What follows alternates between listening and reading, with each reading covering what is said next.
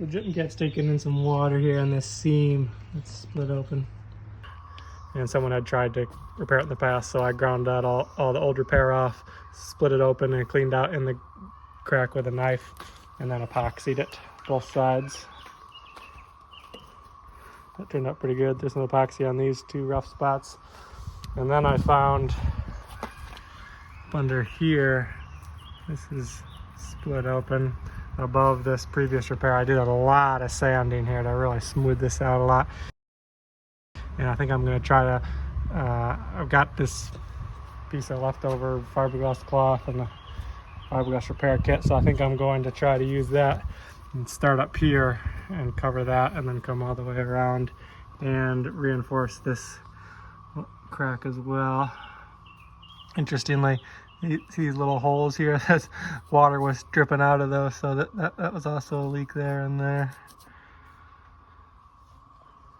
Glad I got the bilge working. Alright, so I just called this good enough. It's my first time ever doing fiberglass work. I did better than whoever did this patch job down here, but definitely made quite a few mistakes. So what I did was I sanded it all down with like 80 grit, and I'm glad I ended up sanding this sticker off so I could come up a little bit higher there and not be like trying to fight the edge of the sticker. And then I blew it off with air hose, wiped it all down with acetone, brushed down the first like layer of resin, and then put the cloth in place.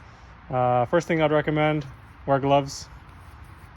I'm gonna have stiff hands forever. And then so definitely trim the edges of your fiberglass real good, because I thought like I'll just leave all these frayed edges, they'll just kind of like fade in better. Nah, it's a pain in the butt. Trim all your edges like real clean and tidy, maybe even like round your corners, and probably just do smaller sections.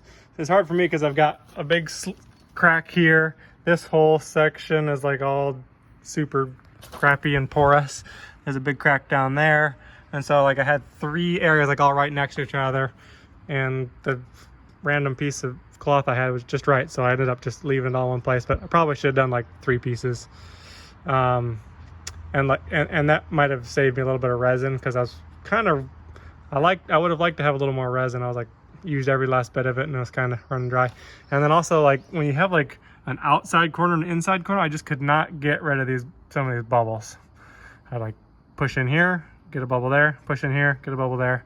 So I chose to maybe leave some bubbles on the outside here instead of the inside. I figure that'll be easier to deal with, and that's really where the crack is. That's where I need the strength.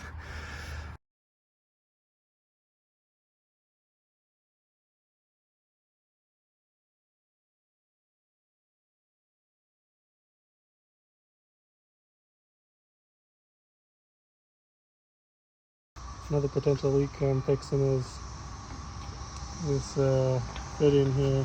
The flange broke off it, so water could just go in. So I got a new one of those. Put the nut on the back side, put the hose back on. That's one of my favorite features of this, is the self-bailing deck. Cool thing about these Deutsch connectors, so my new bilge pump has 3 wires because it has an on and an auto setting. So I just depinned the old 2-way Deutsch connector and installed this 3-way. Ran this red wire up to the fused side of my fuse here for the bilge pump. And so now it turns on. So with the key on, it turns on when I flip the switch. Or with the key on, when the float comes up, it comes on.